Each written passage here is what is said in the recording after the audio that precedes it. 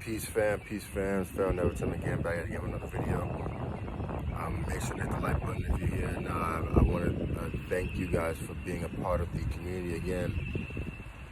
This community will not be a community without you guys. With that being said, we are going to go over the South Node in this video. I'm looking down because I have some notes, because it's a lot to memorize. It's a lot to memorize, bro. And so the first thing I want to talk about with the South Node is what are the nodes in general, right? The nodes are basically points where the sun's path intersects with the ecliptic plane, right? And that is basically, so the ecliptic plane is basically, it's a lot to explain. I'm gonna have to make a separate video for that one because I'm gonna have to put photos for you to actually visualize it, because it took me a while to grasp it because I couldn't visualize it. And I know a photo was worth 1,000 words, and so I'm gonna make a separate video for the ecliptic plane and what that really is. But just know that it's basically the furthest point the moon goes to when it orbits the Earth. That's a good way of putting it, right? The farthest, right? And the one side of the farthest is the North Node, one side is the South Node. Right now in this video we're talking about the South Node, right?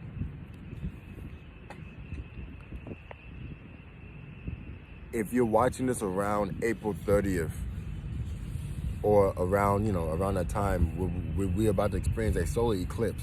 The eclipses actually happen around the nodes, right? Which is very interesting, because the nodes is like a entranceway for energies of the metaphysical realm to come into your physical reality and change things. For example, April 30th, right, is the solar eclipse. The solar eclipse is basically a way of bringing in energy to your reality. And then there's going to be a 2-week period where you're going to experience the solar eclipse, right? And then on March 16th, March 16th, you're going to experience the lunar eclipse, which is when it's more now looking back at what happened and doing more like shadow work and like releasing things, especially because it's in Scorpio, releasing things that is not serving you anymore, right? Now, how does this all apply to health and shit, right? So the South Node talks about things where whenever you think about the South Node, think of weak, drained, fatigued, deficient, genetic issues, and addictions, right? So think of like, and this could also come to psychological issues or subconscious issues like PTSD, things of that nature. So like,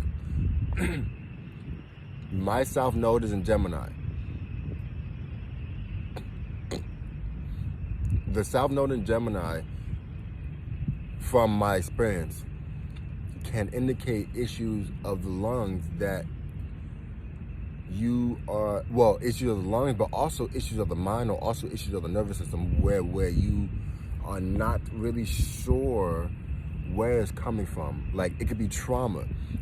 For example, and this is a perfect example, I've had trauma growing up as a child in terms of communicating my thoughts. Because whenever I would communicate my thoughts, I would get a negative reaction for communicating those thoughts. And it would affect my breathing patterns. Well, let me phrase it. It would affect me physically, the muscles around my lungs, which affected the breathing patterns, which also affected the nervous system. And remember, my South Node is in there. And so with a South Node in Gemini, for me, through my experience, I can see how the South Node would affect that part of my body in that way. You follow me? The North Node is a little different. If I'm not mistaken, the North Node is more in terms of bacteria and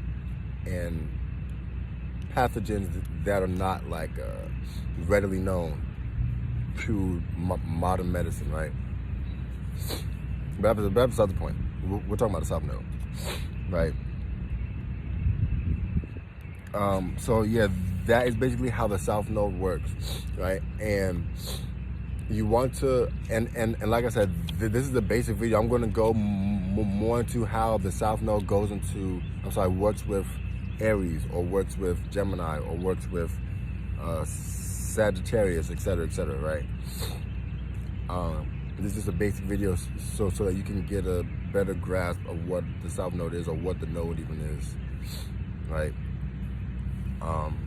With that being said, it's the end of the video. Thank you guys for being a part. Stay tuned for the more in-depth videos. I'm knocking these videos out to give you guys some content to do some research on, to look up, right? With that being said, I love you guys. I appreciate you guys. If you have a question, please leave a comment down below on the channel. And that's really all I got. With that being said, love you. See you on the next one.